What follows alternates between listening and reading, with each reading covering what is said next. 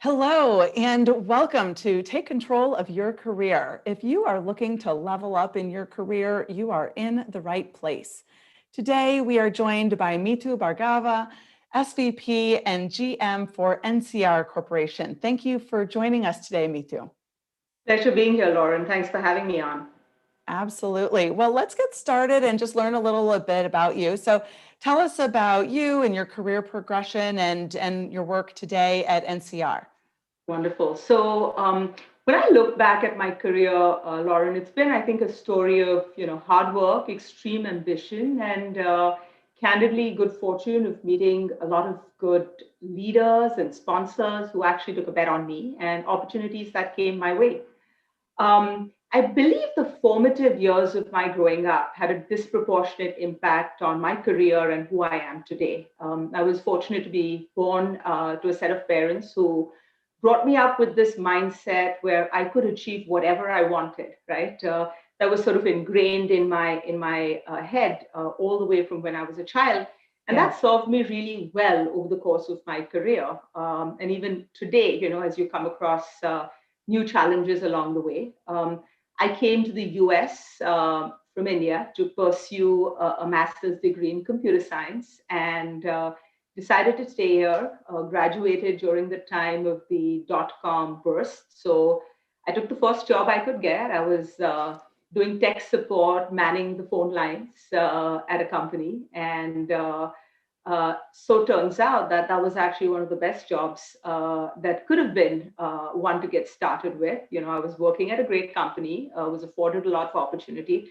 But most importantly, what I learned was while I love technology, I love the intersection of technology and business even more so. And I enjoyed solving customer problems. I enjoyed looking at technology as a way to drive business forward.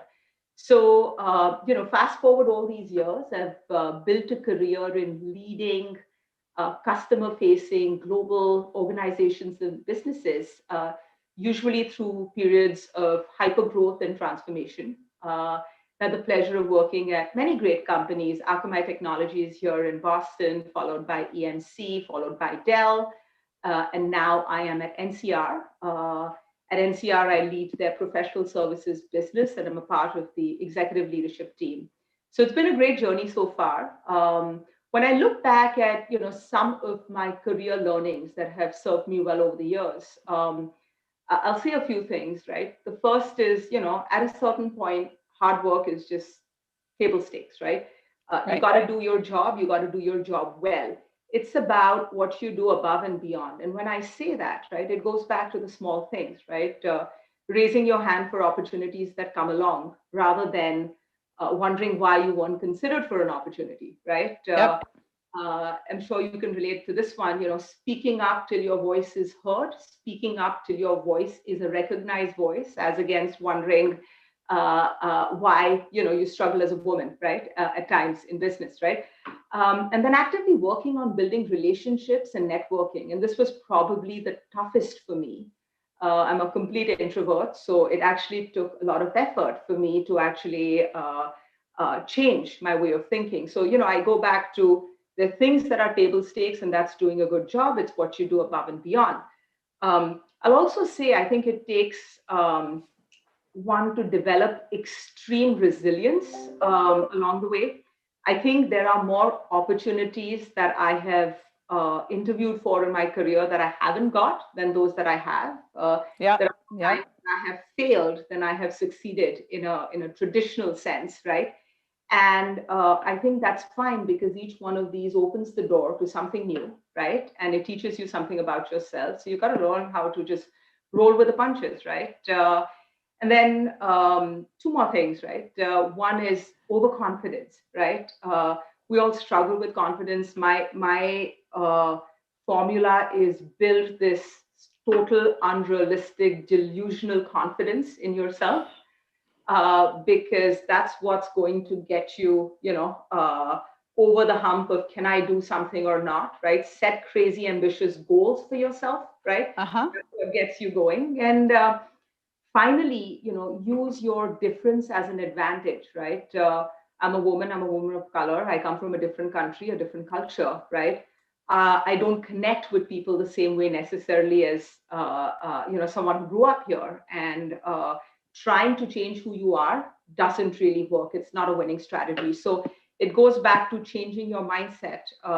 Now, when I walk in the door and I see in any setting, right, no one else who looks like me, I think that's an advantage. I believe truly that I bring a different perspective to the room than anyone else out there, right? So those are So it's some. all about how do you reframe that so that rather than seeing that as a disadvantage, you tell yourself long enough that it's an advantage, and then you find ways to make it work for you, and it will eventually become that. Absolutely. I mean, I genuinely believe that because you've got to start thinking about it's all about mind over matter, right? And it's about believing truly that you Mhm. actually, your difference is an advantage. That goes back to my point on overconfidence, right? So those are a little of my thoughts and secrets and learnings over the course of my career. Wow, there are so many things in there. I actually had to write them down as we were going through because I wanted to make sure to circle back around to a couple of them. First of all, I want to understand more about how you said that you're an extreme introvert. And there's probably a lot of people listening who are also introverts who have to push themselves every day to take that next phone call or to have the conversation with the senior leader. So, what are some of the things that you did to set your mind over matter or that were key to being able to switch that mindset around your introversion? Yeah, so when you go back, so it sounds a little geeky, but I actually like went deep into this. The fundamental difference between an introvert and an extrovert is how you recharge, right? Right. So for me, I know I need a certain amount of alone time to process my thoughts, right? And that re-energizes me, right? Uh, the simple test of having dinner alone versus dinner with people, right? I enjoy both, but what do I need to recharge, right? So I think one of the things I did very fundamentally is, Lauren, just changed my life. I'm in a job which requires constant interaction, constant travel. I love that. I enjoy all of the above. I love interacting with people, but being able to figure out what you need to do to re-energize yourself, to be able to channel your energy, right? To deliberately get out of that zone of your comfort zone of I don't need to respond, or I don't need to do a proactive outreach on topics X related to my career or topic Y related to something that I want to drive impact on, is a very deliberate process, right? And you're going to hear this constantly, Lauren. Like for me, it's all about mind over matter, right? I was actually listening to this, watching this on the plane last week. The price of gold. It was a documentary with Michael Phelps, and he said something that stuck with me, which says the difference between good and great is doing what you do not want to do necessarily, right? So it's about pushing yourself over that edge and realizing that you've got to build systems and ways of recharging in this case, so that you are energized and excited by the prospect of becoming that extrovert in certain settings. Yeah, absolutely. It's funny that you mentioned that story about Michael Phelps. I actually saw him speak just as the pandemic was ending. It was one of the first things that well, I guess it's not technically ended yet, but when things started opening up, it was probably one of the first things we did is we saw an event with Michael Phelps speak, and he talked about how he swam 7 days a week. Exactly. And I mean, no one thinks about working out or whatever it is, 7 days a week, even when you don't want to, even when you're sick with the flu. But Exactly. the case is that everybody else swam 6 days a week and he swam 7. And so he put his mind to it, what you're saying, mind over matter. And the result Yeah. is the greatest Olympian ever. So There you go, we right? all I have it mean, in us when we find our sweet spot, I suppose. exactly. Couldn't agree more. Yeah, absolutely. Okay, well, I have a feeling that if I were to ask about those setbacks, you would say mind over matter as well. Yeah, I think look, you have two options, right? When there's a setback, you have the why me, right? And it's very easy to go down that path, right? Every time there's a setback, and you can look around and look at the ecosystem and find 15 reasons, right? as to why you're the victim, or you can look at it and say, okay, now what? How do I move forward, right? And how do I change what happened for the next time I'm in this situation, right? It could be work, it could be something personal. So I think we all have the option of looking at things glass half full, glass half empty. I also think, Lauren, again, going back to, one of the things I believe in is everything happens for the best and for a reason, right? So you've got to realize every failure you have is because you needed to learn something that you didn't know yet, right? And that's just the way you rationalize it to yourself, but there's a power to it. Yeah. And so take the time to actually go through the introspection and figure out what is it that you need to learn? How do you need to grow? Absolutely. And you talked about just all these ambitious goals, this overconfidence that you have. So talk to us about how those goals have changed over the course of your career. Yeah, so, I think of goals not necessarily as I have to go accomplish X. I look at goals as a way of stretching yourself in your learning, in the way to keep growing. Because if you stop growing, right, you will start stalling in every aspect of your life, right, career and otherwise. So, to me, when I think of goals, right, it's not towards a playbook on a career, because there isn't one, right? It's all our careers follow, different paths. I think it goes back to just how do you further your learning. So early in my career, it was all about learning and growth, and those were small things like that next promotion that I'm aiming for. Helped me think about how I do a better job, and then how I learn how to advocate for myself, right? I remember early in my career, I was doing a rotation in finance, and I realized I didn't know anything, not having a finance background, right? But I wanted to get ahead. That was the impetus for, okay, go back, get your MBA, right?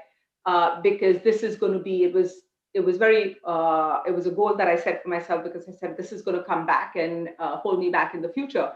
And then it goes back to, your goals change as life changes. How did you come to that conclusion, or how did someone help you learn about that gap in business acumen, or what was it that sparked you to come to that realization? So I worked, I remember this was at Akamai, and I worked for this fabulous leader who was our CFO, and someone who I respect tremendously. And I'd sit in his meetings along with the rest of the senior finance leadership team for the company. And just bluntly, I didn't understand what they were talking about, right? And to me, that was the first time that had happened in my career. I was still early in my career. And it was a great opportunity, but I realized how little I knew. And the awareness of 10 meetings in, when you realize you aren't able to go beyond the box you have, right? Yeah. Immediately gave me that realization. So I think a lot of it was just observing and being surrounded by people who were really smart and supportive, and the ambition of, hey, I want to be like them, right? Yeah. Uh, so yeah, so that's kind of what gave me the motivation. So I went back while I was still at Akamai, and MIT had started the executive MBA program. I got my MBA. And then again, goals changed, right? I was also, it just goes back to where you are in your life. So I was expecting my son at the same time. So suddenly the goal became survival, right? Between the job and the pregnancy and the MBA. So the goal became survival for a while, right? I look at now, right? I mean, all of the above is still important, the growing, the learning. But I think there's also a bigger sort of goal of impact, right? So now when you look at it, you start thinking about what can you do that's bigger than you, right? You and I serve on some common boards for women in business, right? It's about the impact you can drive for your customers, for people who work for you, and for the mission or the purpose that you feel strongly about. So that's kind of where I'm at. And, I look at, the last thing I'll say is, I look at my son and I say, okay, he's young. How do I make sure he grows up to be someone who actually is thinking the same way and has an impact in his life? Because I really do feel positive about this next generation. Right, absolutely. Well, I love that concept of making an impact. It resonates with me perfectly, especially with our company name called Impact Group. It's about how do we make a positive impact on people's lives and their careers. So how does that show up in your work? Yeah, and by the way, I mean, you make an impact every day, right? Just by virtue of what you do. So that's so great to see. So I think for me, it's always been, I have so far been very fortunate in terms of the companies I've worked for have had are governed by a bigger purpose, right? A purpose that is bigger than the company and its success itself. And to me, that's just that company selection is important. You want to be part of a company where the culture, the values they believe in, align with your Absolutely. values, right? That's really important, right? Do you say you care about your customers? If so, how do you measure it? Do you really care about your employees? If so, do employees feel it? And when I look at NCR today, and I think the last year and a half has been really interesting, right? We serve restaurants; they're our primary customers. We serve retailers, we serve banks, Yeah, big and impact. very impacted during the pandemic, right? And it's been really rewarding and humbling to see how we've worked with our customers during their most challenging times, right? Mm, I run the services, the professional services side of business. So it's the teams who are on the ground working with these customers, trying to get their businesses set up in an e-commerce environment so they can stay afloat, right? It's going above and right. beyond, and we've seen a lot of that over the last a year and a half, right? And then I'll also say impact for me is people impact, and I have a large organization around the globe, right? And what that gives you the ability to do is impact lives, impact careers. You see talent from around the world dealing with different situations, especially now, and helping them move forward in their career, right? And again, like I said, women in business is a passion. It's something that you and I share, right? Absolutely. And then as we have those conversations, it's less about just talking about it, but then having really honest conversations, right? How much do you think competing priorities between home and work are really holding women back versus, hey, is there still a club, right? That exists. So I think we're working on lots of areas like that we all have a responsibility towards. Great. Yeah, it really is all about looking at the impact broadly through the work of the organization. And then how do you look at that closer to home, whether that's through the teams you lead and that those at the end of the day, we're all humans first and employees second, I Absolutely. always think. And so, how do we make sure to take care of those people, those families, and your own family? And your own So family, which is a big deal. Yeah, absolutely. yeah. Yeah. And when you were talking about the work you're doing at NCR, especially over the last year and a half, that's been an organization where you've gone through a lot of transformation and you're helping other organizations through their own transformation. So, what has been the cornerstone of leading transformation successfully for you? Yeah, I think that's a really good question, and I think Ron, I'll take it to NCR and beyond because most of my career has been in jobs where I've been brought in and told, hey, lead a change, right? I think the first most important thing is to listen and learn before driving forward, right? When you're brought into a transformation effort, you know what you need to do, right? The what is why you have the job, right? The why and the how is actually what's going to define success. So to know why there is a problem, right, or how you solve it, right, is going to define whether you actually just end up breaking glass or moving the ball forward. So that the answers to those questions you only get when you listen and learn, right? So Mm, any transformation effort, right, sits on the ability to listen and learn, and I can't emphasize that enough, right? The second thing I'll say is every business transformation sits on a cultural transformation, right?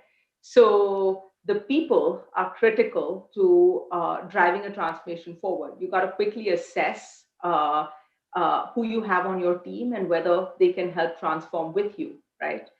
I think that's really, really important, right? Just bringing it back to the recent efforts that we all saw around in pandemics. We saw certain businesses thrive because they were able to transform, right, to new channels, new ways to go to market, new ways to connect with their consumers, and others did not, right? And it goes back to were the minds progressive enough? Were the people right? And then the last thing I'll say is when you're leading a transformation, right? your job as a leader is to paint that vision, right? What is the North Star? What is the ideal state that everyone should be Absolutely. rallying towards, right? If you don't do that, you will lose the good people, you will lose the not so good people, and you will fail, right? So, to me, I think those are some of the elements that stand out in every transformation that I've driven. And I can't emphasize the people and cultural transformation enough. And I think that's really, really important. I don't know if you agree or have you seen differently in your experience? I agree completely. And really, of those 3 points, all of that included the people. It's the listening and the learning, it's the cultural transformation, and then the North Star.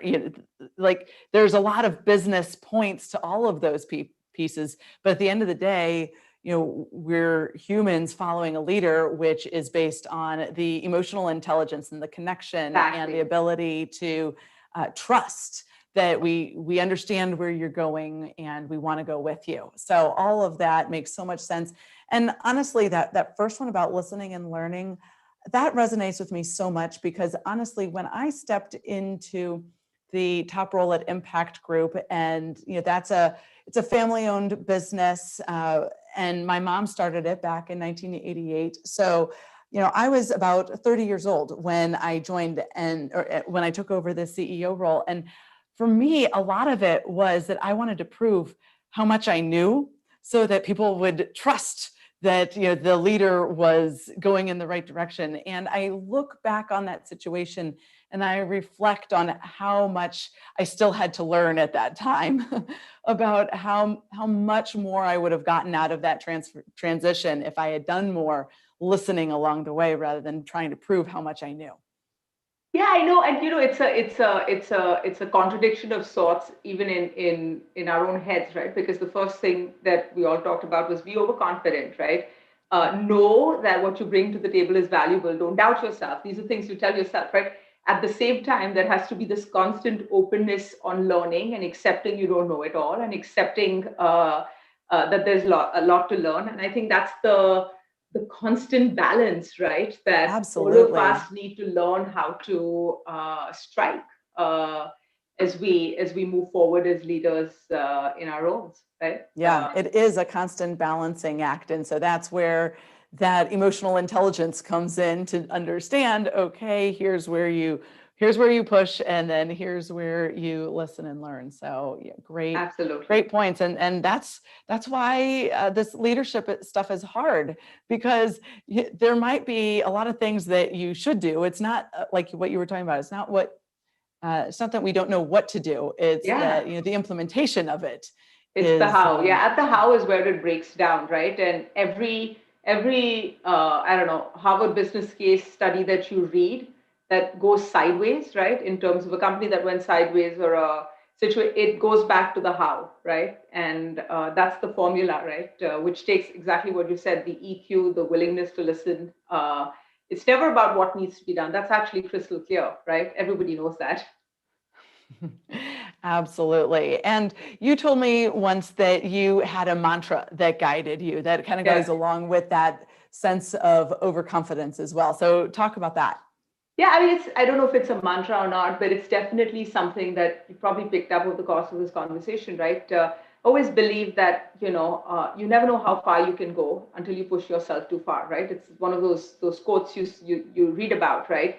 And you can pick your, quote of choice, right? The get comfortable, being uncomfortable, shoot for the moon, land with the stars. It doesn't matter what you pick, right? The macro piece here is uh, you got to keep yourself constantly challenged. You got to keep yourself constantly learning, right? And if you aren't constantly doing that, if you're not constantly pushing yourself to the, okay, I think this was really challenging and I failed at it, right? Um, you're not really pushing yourself that far. You're not allowing yourself to realize your potential, right? And I think, Lauren, with that goes the again, right? How do you do it? Because we all have so much going on, right? And you don't want to compromise on any area, right? And you got to figure out what works for you. So, the example I gave you back in the early days when I signed up for that MBA, right? I knew that unless I had, for me, I knew I had to back myself into a corner, right? I knew the gap.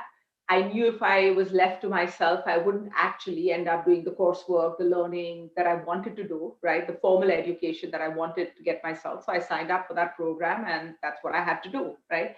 So for me, at least, along with, how you push yourself, you got to figure out what works for you, right?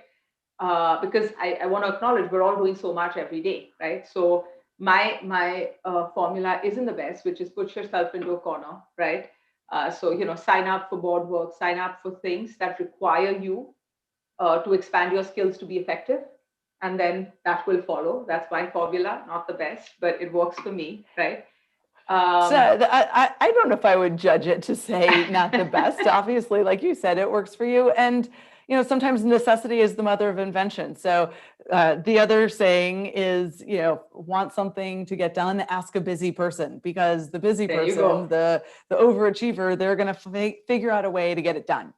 Exactly. So that's sort of worked for me. And then in that this is something I've learned over the years is everyone focuses on that, on the career and the move and the growth. And over time, I'm shifting my mindset, right, to push yourself on the skills, push yourself on the impact. The career follows, right? So it's a very it's a different mindset, right? But it goes back to that constant learning and development that I think is so key for all of us as leaders. Yeah, absolutely. Well, that's a wonderful place for us to end on. Mithu, thank you so much for this really wonderful conversation. I think there were way too many points for me to even try to capture, but just the crazy ambitious goals and pushing yourself to figure out how do I get it done, and the overconfidence, those are areas where we can all learn from you. So thank you so much. Been a pleasure, and thanks again.